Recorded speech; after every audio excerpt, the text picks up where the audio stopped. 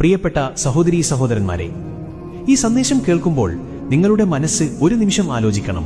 നമ്മുടെ നിസ്കാരങ്ങൾ കൃത്യസമയത്ത് നിർവഹിക്കപ്പെടുന്നുണ്ടോ? ഒന്നാലോചിച്ചു നോക്കൂ.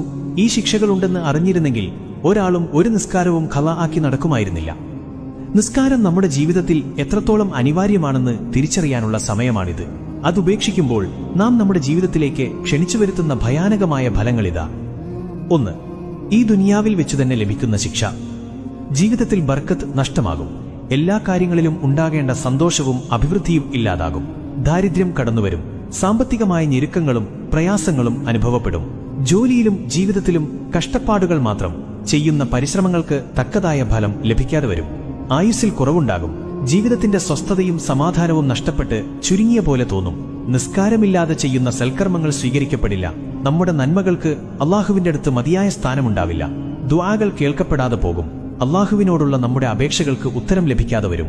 ഈമാനില്ലാതെ മരിക്കാൻ സാധ്യതയുണ്ട്. ഏറ്റവും വലിയ നഷ്ടമാണിത്. മരണസമയത്ത് കഠിനമായ ദാഹം അനുഭവപ്പെടും. ഈമാൻ നഷ്ടപ്പെട്ടതിന്റെ അടയാളമായി അത് മാറും. സമൂഹത്തിൽ മാന്യതയും വിലയും നഷ്ടമാകും. മനുഷ്യരുടെ ഇടയിൽ പോലും അയാൾക്ക് സ്ഥാനമില്ലാതാകും. 2. ഖബറിലുള്ള ശിക്ഷ. കഠിനമായ തീയും വിഷപ്പാമ്പുകളുമുള്ള ശിക്ഷ. ഖബർ ഒരു ശാന്തിയുടെ ഇടമല്ലാതാകും. വാരിയെല്ലുകൾ തകർന്നുപോകും വിധം ഖബർ ചുരുങ്ങും. ഭയപ്പെടുത്തുന്ന ഏകാന്തതയും ഞെരുക്കവും അനുഭവപ്പെടും.